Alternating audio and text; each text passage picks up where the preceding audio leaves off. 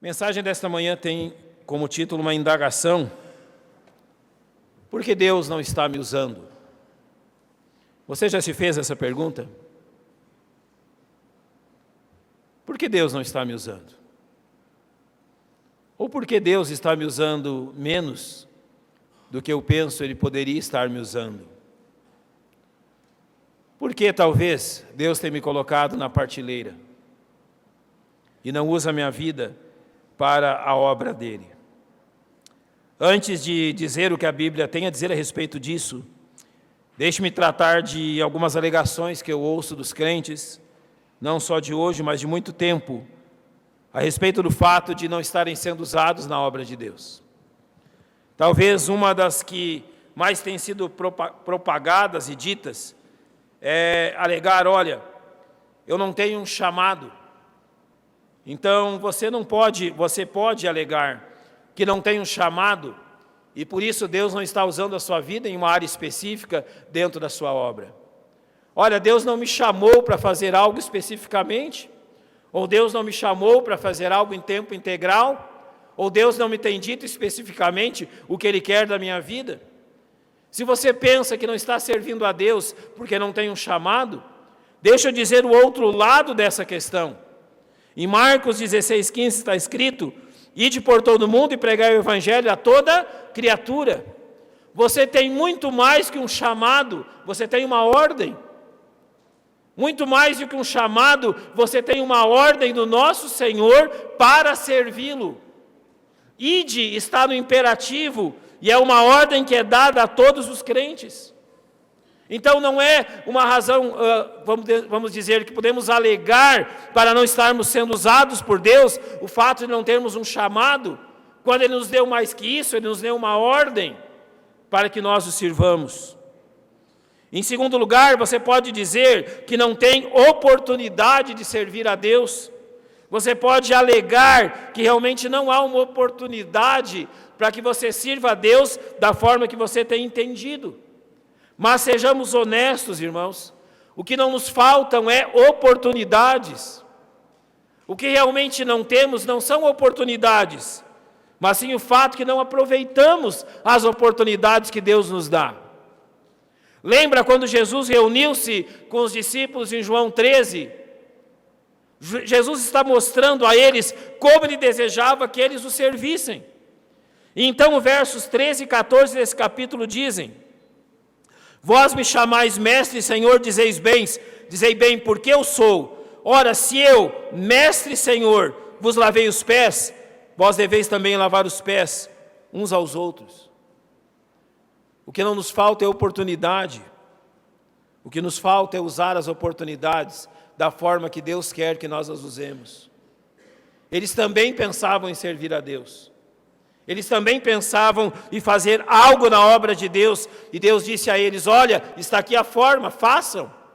Sabe qual era o problema? É que aquilo que Jesus colocava diante deles não era aquilo que a mente deles imaginava. Ninguém deseja servir a Deus lavando os pés dos outros. Ninguém deseja servir a Deus começando a servir aos outros primeiro. Não é que nos faltam oportunidades, é que nós entendemos que as oportunidades que nos surgem não vêm de Deus, porque não é aquilo que teremos em mente. O que Jesus disse àqueles homens: comecem, e comecem lavando os pés uns dos outros. Não é exatamente aquilo que eles queriam ouvir. Em terceiro lugar, nós alegamos que não servimos a Deus por falta de tempo, mas o que na realidade nós estamos dizendo é que nós não servimos a Deus por falta de prioridade, não de tempo. Tempo nós temos, todos nós o temos. A questão é que queremos usar o nosso tempo para outras prioridades. A questão é que devemos e queremos usar o nosso tempo de outras formas que não são de servir a Deus. João 4,34, Jesus disse que a minha comida é fazer a vontade daquele que me enviou e realizar a sua obra. Jesus era um homem de prioridade. Você acha que Jesus tinha tempo de sobra?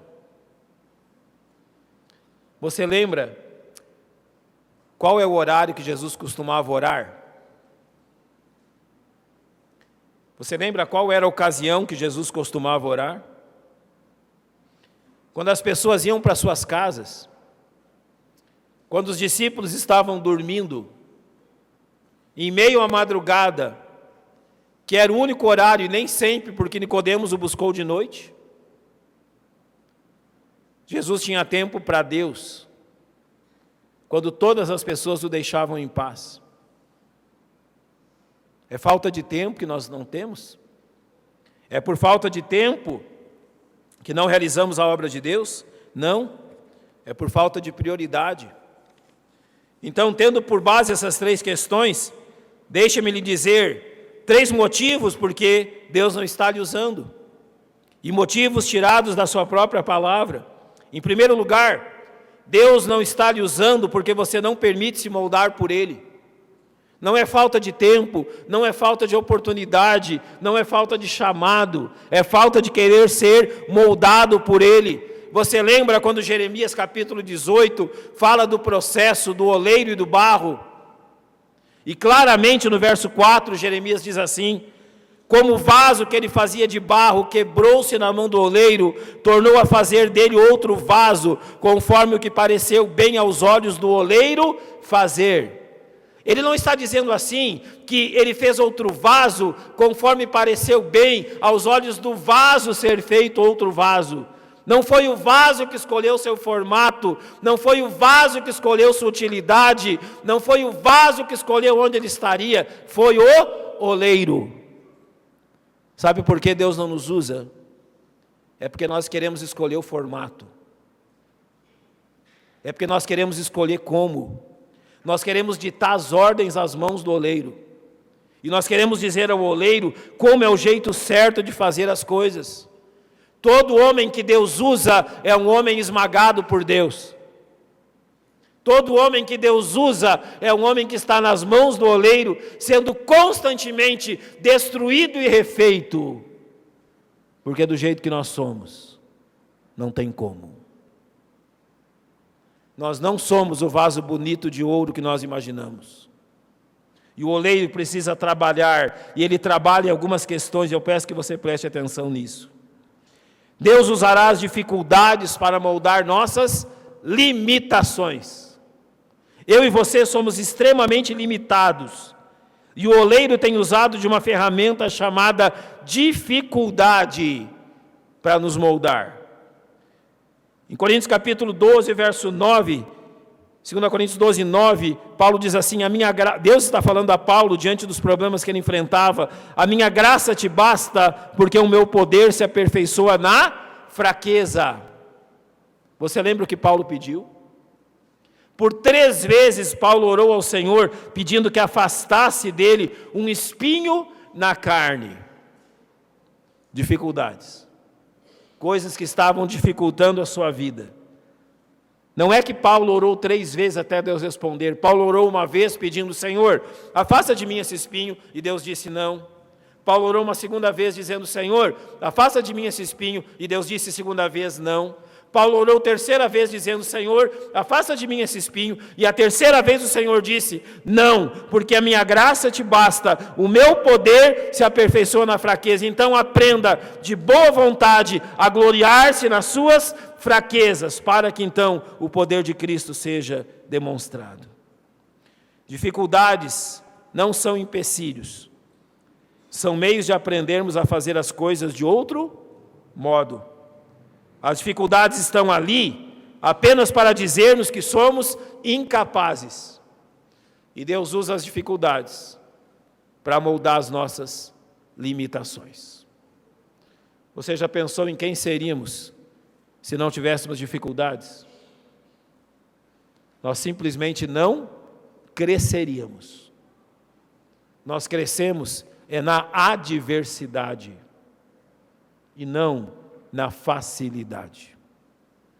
Deus manda dificuldades à sua vida para moldar as suas limitações. Você é limitado, eu sou limitado, e Deus quer nos moldar nisso.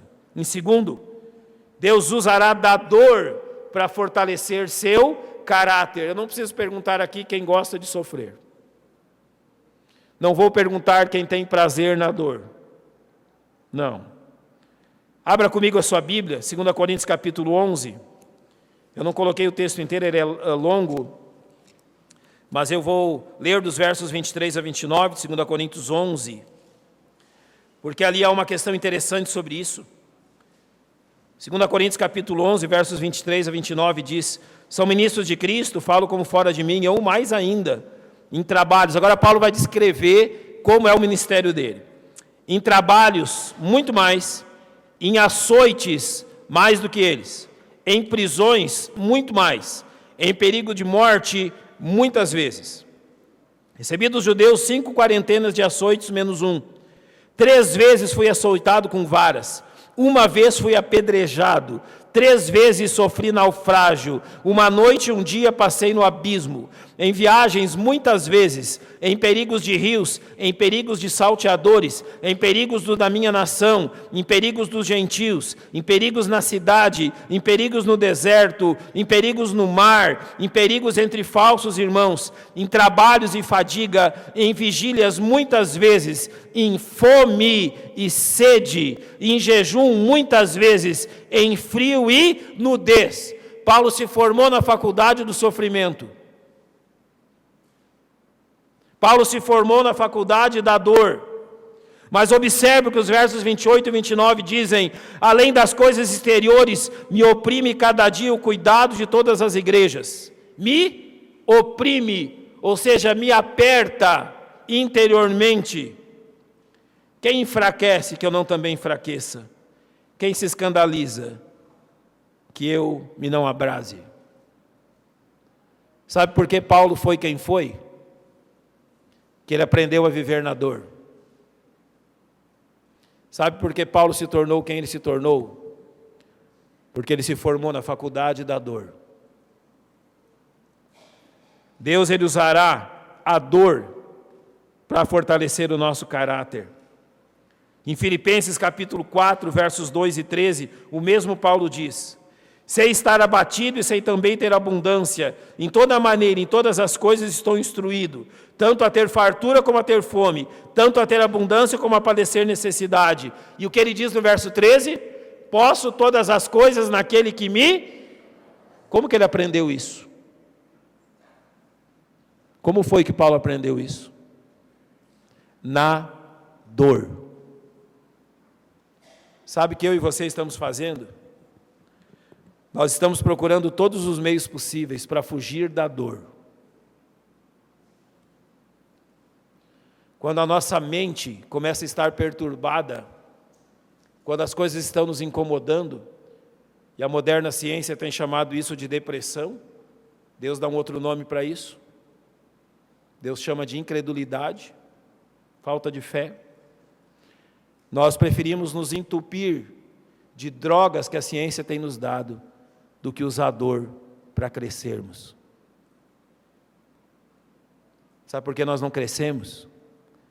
Porque nós queremos anestesia para a dor, e não a dor como ferramenta de maturidade. Quem disse que sofrer nos mata? Quem disse que sofrer nos tira a vida? O que nos tira a vida é o que a ciência nos tem feito, não é Deus. Deixe que a dor molde o seu caráter.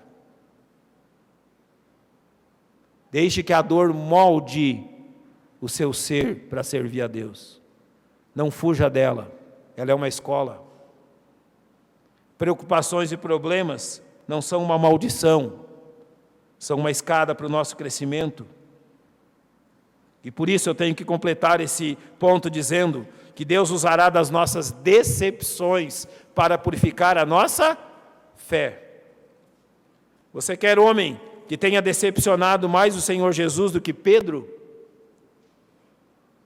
Aquele que era forte, aquele que era realmente invencível, aquele que iria até a morte com Cristo, o nega diante de alguém que à porta lhe pergunta: ah, você é um galileu, você estava com ele. Eu não conheço esse homem. E Marcos diz assim, que ele negou a Cristo em meio a injúrias.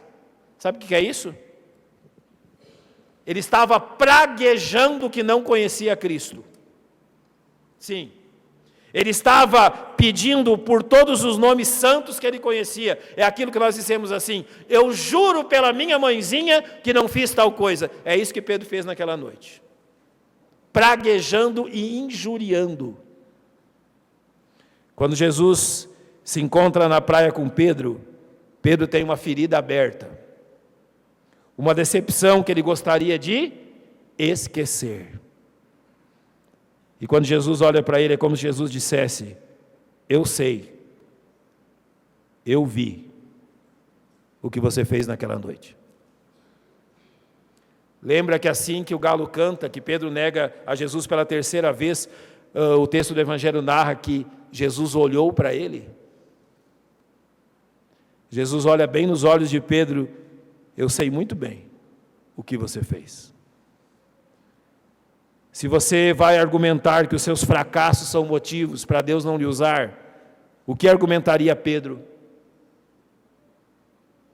Permita que Deus use os seus fracassos para moldar a sua fé. Significa que você aprendeu um jeito que dá errado. Significa que você aprendeu a fazer as coisas de um jeito que não dá certo. E significa que você precisa confiar mais em Deus para não fracassar novamente. Então lembre-se de uma questão citada em 2 Coríntios 4:7. Temos, porém, esse tesouro em vasos de barro, para que a excelência do poder seja de Deus e não de nós. Sabe por que Deus não está te usando?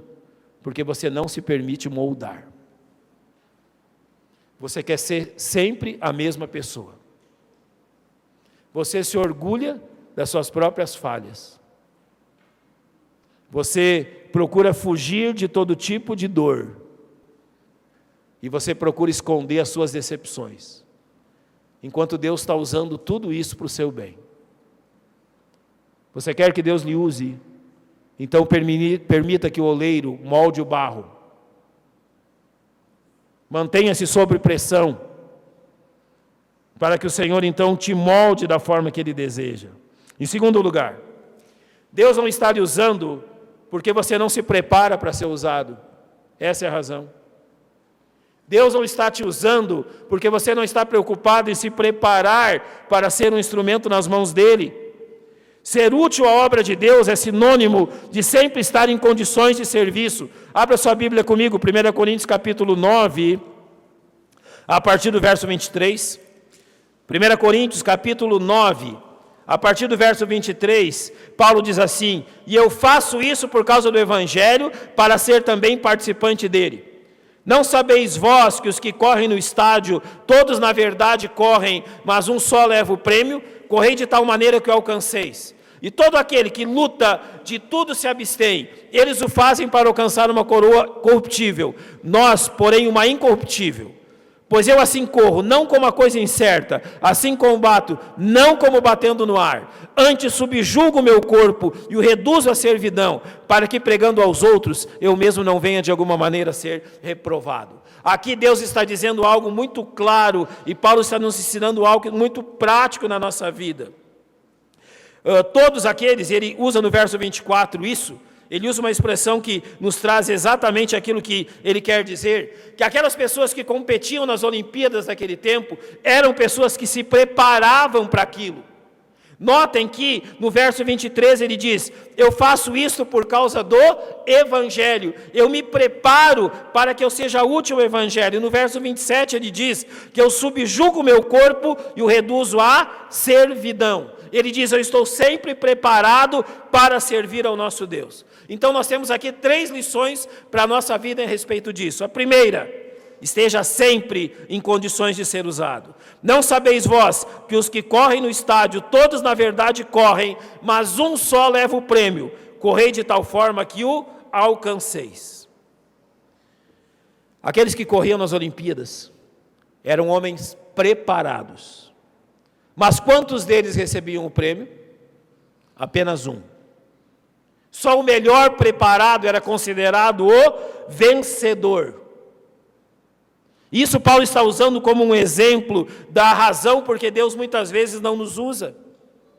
porque simplesmente nós não nos preocupamos em estar preparados para vencermos, em condições de competir e de vencer.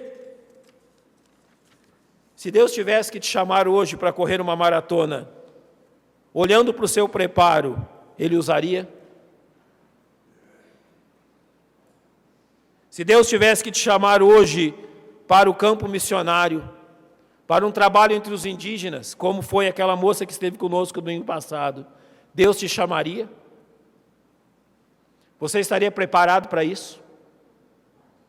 Se Deus te chamar hoje a pregar nas prisões, Deus te chamaria? Você está preparado para isso? Se Deus te chamar hoje a ser professor da escola bíblica dominical, Deus te chamaria? É você que Ele escolheria? Você está preparado para isso? Então a razão é, Deus não nos usa porque não nos preparamos. Deus não nos usa porque nós agimos como competidor que jamais será escalado. Ele nunca está preparado. Ele nunca está em condições.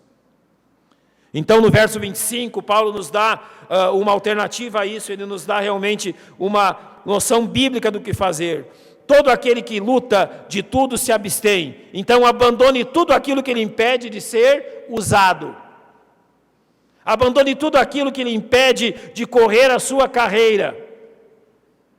Tudo aquilo que realmente impede que você desempenhe bem o seu trabalho, disso você deve se abster. Sabe o que esses corredores faziam?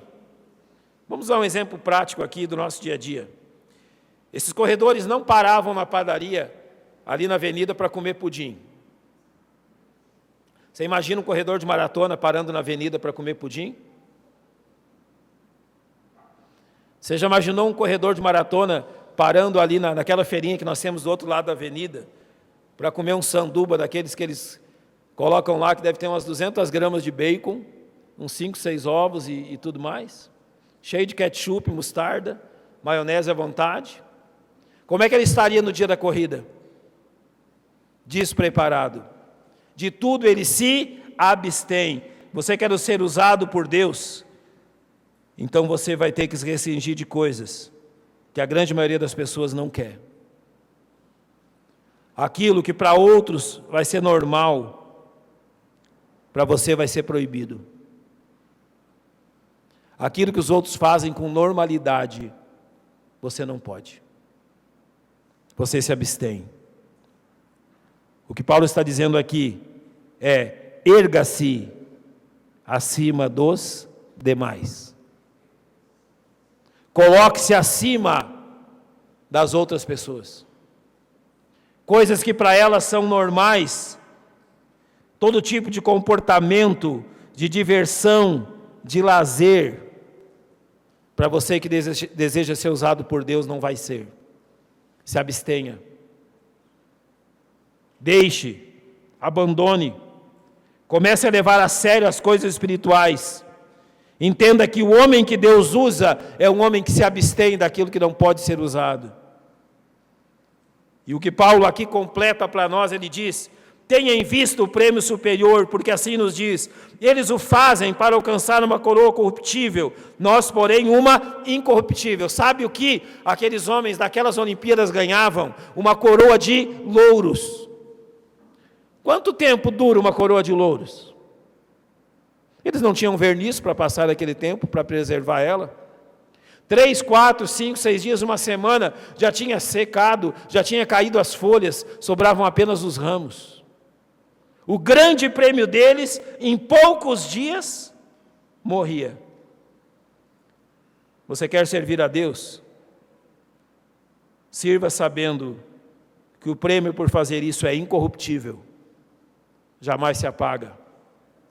Se aqueles homens faziam isso por uma coroa de louros, o que fará um crente por almas no céu? Se aqueles homens faziam isso por uma coroa de louros, o que fará um crente pela edificação de crianças, jovens e adolescentes e adultos na escola bíblica dominical? O seu prêmio é muito maior do que o de um corredor das Olimpíadas. Incentive o seu coração com isso. Saiba que vale a pena. Se esforce pelo prêmio. Em terceiro e último lugar, Deus não está lhe usando porque você não aceita entrar em uma condição onde confiar nele é a única opção. Hebreus 11:6 diz que sem fé é impossível agradar-lhe, porque é necessário que aquele que se aproxima de Deus creia que ele existe e que é galardoador do que os buscam. Ele diz claramente que sem fé você não agrada a Deus, e sem fé você não trabalha para Deus. Sem fé você não serve a Deus, porque você não serve da forma que Ele deseja que você o sirva. Abra sua Bíblia comigo, Mateus capítulo 13. Há uma história interessante ali para nós observarmos. Mateus capítulo 13, a partir do verso 54, que vai nos dizer assim: e chegando à sua pátria, Jesus estava chegando à sua própria cidade, ensinava-os na sinagoga deles, de sorte que se maravilhavam e diziam: de onde veio a este a sabedoria e essas maravilhas? Olha agora o que eles dizem de Jesus: não é este o filho do carpinteiro, e não se chama sua mãe Maria, e seus irmãos Tiago e José e Simão e Judas? E não estão entre nós todas as suas irmãs? De onde lhe veio, pois, tudo isso? E escandalizavam-se nele. Jesus, porém, lhes disse: não há profeta sem honra, a não ser na sua própria pátria, na sua pátria e na sua casa. E não fez ali muitas maravilhas por causa da incredulidade deles. Aonde Jesus está sendo maltratado aqui? Aonde Jesus está sendo rejeitado? Entre os da sua própria família, entre os da própria aldeia onde ele foi criado. E o verso de número 58 diz claramente que a razão de Jesus não realizar maravilhas entre eles era a razão da sua própria incredulidade. Jesus não realizou mais milagres em sua terra natal, porque os seus compatriotas se mostravam incrédulos. Sabe por quê? Por vezes Deus não te usa pela mesma razão. Você realmente não crê que Ele pode fazer algo através de você. Você não crê que Deus pode usá-lo para o benefício de outras pessoas. Semelhança de Moisés, que era gago, a semelhança de Jonas, que tinha remorso contra o povo de Nínive, a semelhança de tantos outros, que não serviram a Deus porque duvidaram que Deus podia fazer alguma coisa. Duvidaram que Deus podia realizar algo através deles.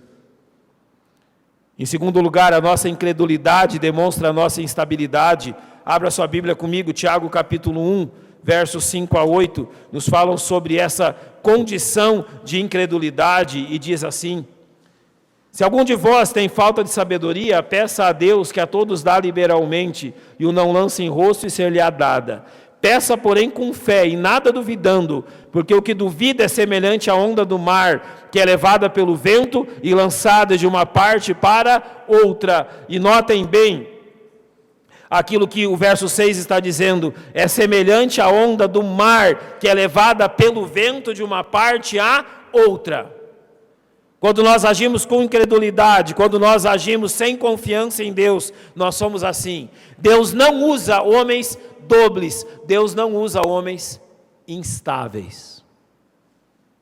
Deus usa pessoas que estão firmadas nele e que confiam nele. Se nós dependemos da fé em nós mesmos para servirmos a Deus, nós jamais completaremos nada. A obra da construção em Ribeirão é uma obra de fé, irmão Geraldo? É. A obra de abrir uma igreja em meio à depressão e à situação financeira do nosso país é uma obra de fé? É. Nem bem completamos uma, estamos pedindo por outra no Jardim Cerrado. Você duvida? Seja sincero, você duvida? Para nós parece impossível, mas nós não estamos baseados no nosso poder, estamos baseados no poder de quem? É de Deus. O homem que serve a Deus está baseado no poder de Deus e não na sua própria capacidade. Lembre-se sempre disso.